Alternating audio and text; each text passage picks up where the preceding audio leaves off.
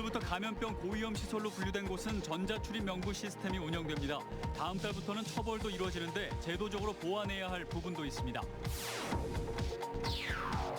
본격적인 여름이 시작되면서 무더위를 피할 수 있는 경로당을 열어달라는 요구가 이어지고 있습니다. 하지만 코로나19가 진정되기 전까지 재개방은 어려울 전망입니다. 코로나19로 폐자원 재활용 업계의 어려움도 커지고 있습니다. 폐비닐과 폐플라스틱을 수거할수록 적자라며 청주시에 대책 마련을 요구했습니다. 충청북도가 방사능 가속기 유치 효과를 도내 전체로 확산시키기 위해 강소 연구개발 특구를 추가 조성합니다. 혁신 성장 거점이 늘어나는 만큼 도내 균형 발전에도 도움이 될 것으로 기대됩니다. 여러분 안녕하십니까. CJB 8시 뉴스 시작합니다.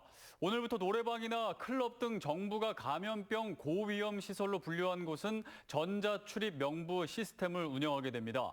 계도 기간을 거쳐 다음 달부터는 지키지 않을 경우 처벌이 이루어지는데 그 전에 보완해야 할 제도적 문제점들이 보입니다. 이태현 기자입니다.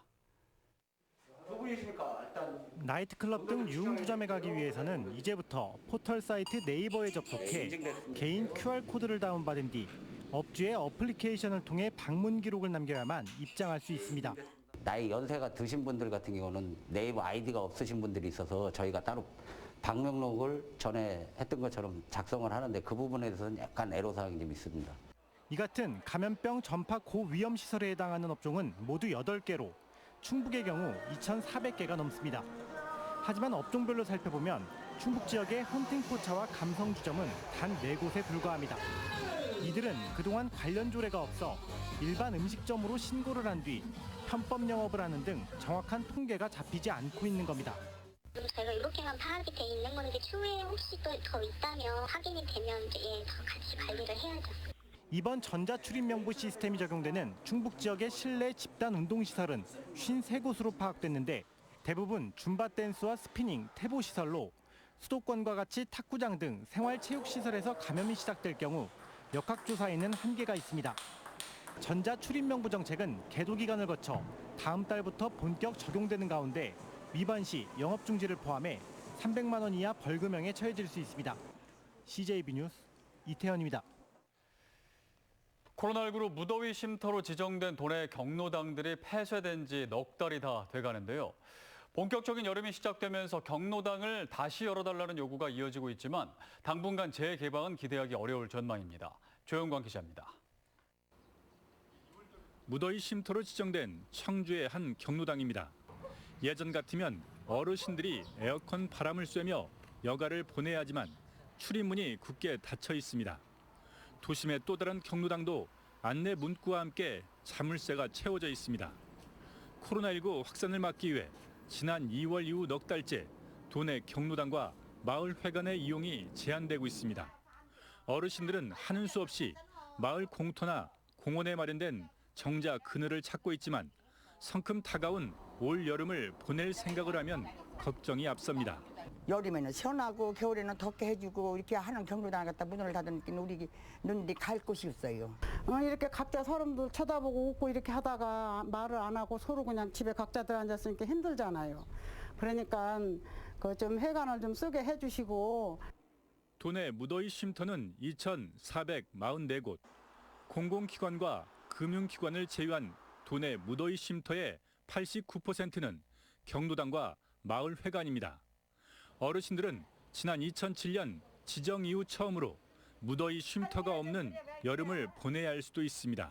지역사회 감염이 없는 지역에 대해서는 선별적으로 주로 이제 농촌 지역 위주로 개방을 우선 단계적으로 하는 게 좋지 않겠나. 한편 보건복지부는 지자체들의 상황에 따른 선별적 개방 요청에도 코로나19 확산세가 진정되기 전까지는 경로당 개방은 어렵다고 밝혔습니다. CJB 뉴스 조윤광입니다.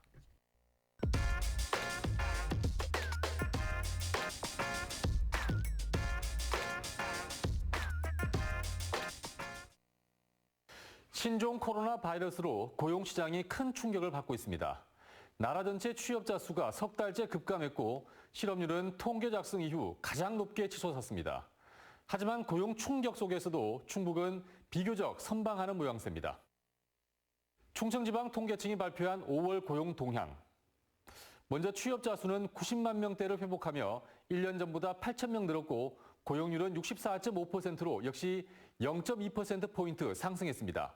상당히 고무적인데요.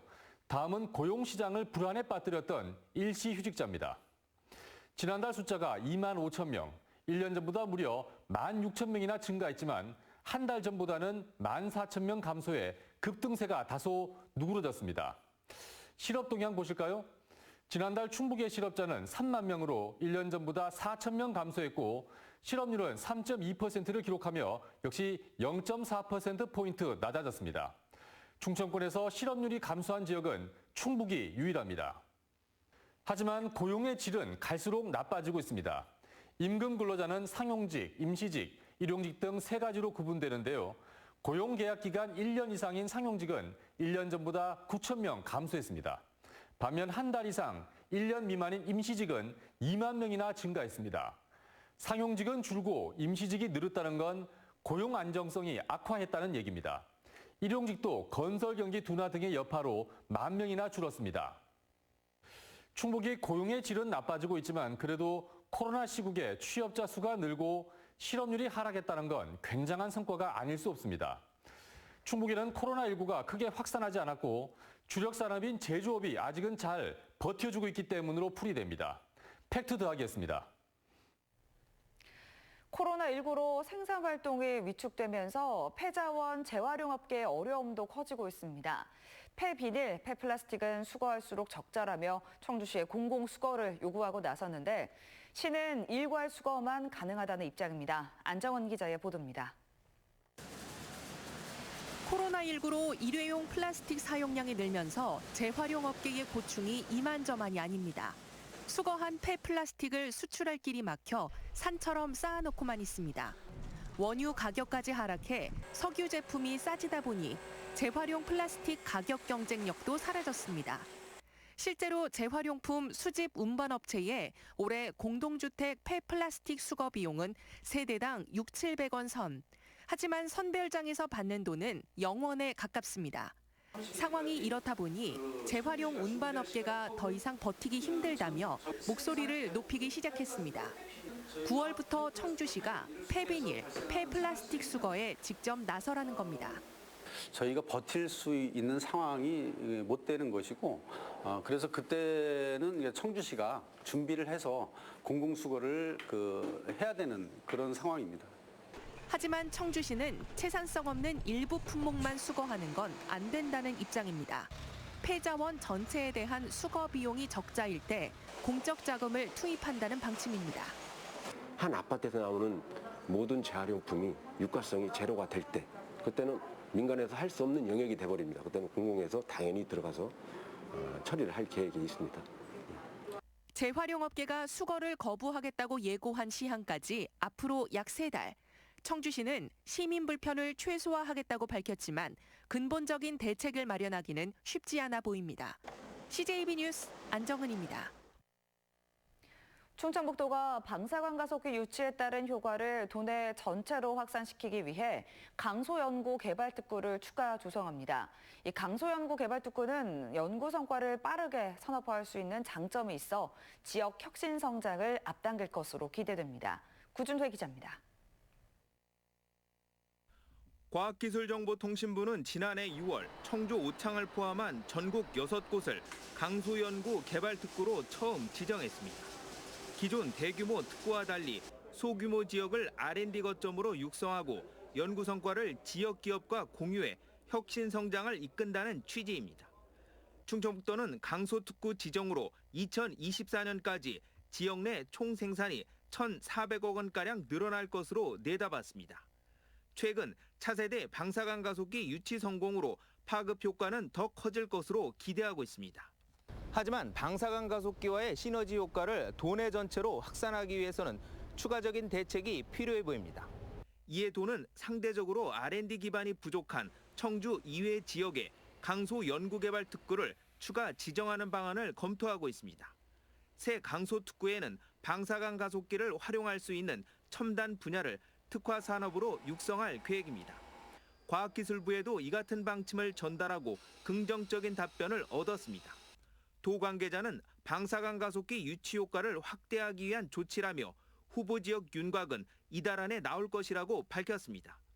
후보지 선정과 함께 과기부 심사를 위한 연구 용역에 착수하는 등 후속 작업을 서두를 계획입니다. 혁신 성장 거점이 늘어나는 만큼 도내 균형 발전에도 도움이 될 것으로 기대됩니다. CJB 뉴스 구준혜입니다. 충주 상공회의소가 지역 생산품 이용하여 충주 경제 살려내자라는 캠페인을 시작했습니다. 코로나19 사태와 초유의 경제 위기를 극복하기 위한 충주판 물산 장려 운동을 벌이는 겁니다. 신규식 기자입니다. 저희 회사 나름대로 이 사업을 좀 다각화해서 그 부족한 부분을 다른 부분으로 채우는 그런 영업 활동들을 전개를 하고 있습니다. 코로나19 사태로 초유의 경제 위기를 맞은 가운데 특히 지방 소도시의 중소상공인들이 고난의 시간을 보내고 있습니다. 나름 안정적이지만 대도시에 비해 규모가 작은 시장이 붕괴 직전까지 내몰린 겁니다. 매출이 회복되지 않을 경우 어떤 대책도 백약이 무효고 소 잃고 외양간 고치는 격입니다. 충주 상공회의소가 지역 생산물 이용하여 충주 경제 살려내자라는 캠페인을 시작한 것도 이 때문입니다. 지역 상품을 우리가 같이 소비하자는 측면에서 그렇게 해서 지역 경제 활성화가 된다면 다 동참하겠다는 의지를 많이 보여주고 있습니다. 충주의 제품과 노동력을 충주에서 우선 사용해 시장의 붕괴를 막자는 겁니다. 1920년대 일본 제국주의 경제 수탈에 맞서 벌였던 조선 물산 장려 운동의 충주판인 셈입니다. 우선적으로 초기 단계에는 각 기관, 단체 및 기업체를 대상으로 릴레이 행사를 좀 진행할 예정이면서 상품 전시회 내지는 이런 가운데 충주시도 지역 상품 대량 구매 포상제와 지역 상품 우선 구매 조례를 만들어 지역 경제 살리기 운동에 힘을 보태기로 했습니다. CJB 뉴스 신규식입니다. 서울과 전국을 영상으로 연결하는 국무총리 주재 확대 무역 전략 조정 회의가 열렸습니다. 영상 회의에는 정세균 국무총리와 정부 부처 관계자, 전국 시도지사, 시도 상공회의소 회장 등 70여 명이 참석했습니다. 참석자들은 지역별 수출 애로사항을 발표하고 정부 차원의 지원 방안 등을 논의했습니다. 충북교육청은 역사 바로 세우기 일환으로 전두환 전 대통령 이름이 새겨진 표지석을 모두 철거하기로 했습니다. 도교육청은 5.18 민주화운동 40주년을 맞아 전수조사한 결과 초중고 관사 6곳과 별관 1곳에 전두환 대통령 각하의 하사금으로 건립됐다는 표지석을 확인했다며 이를 철거한 후 교육박물관에 보관하겠다고 밝혔습니다. 충청북도와 진천구는 충북도청에서 SK건설, 토우건설과 가칭 진천 메가폴리스 산업단지 조성을 위한 투자 협약을 체결했습니다. SK건설과 토우건설은 2026년까지 2,600억 원을 들여 진천군 문백면 일원 139만여 제곱미터의 산업단지를 조성할 예정입니다.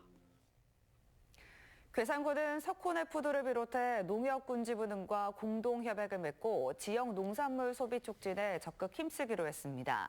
석호네푸드는 30곳이 넘는 가맹점을 둔 지역 식품업체로 이번 협약에 따라 고춧가루를 비롯해 괴산에서 생산된 농산물을 활용한 메뉴를 선보이기로 했습니다. 이상으로 CJB 8시 뉴스를 모두 마칩니다. 시청해주신 여러분 고맙습니다.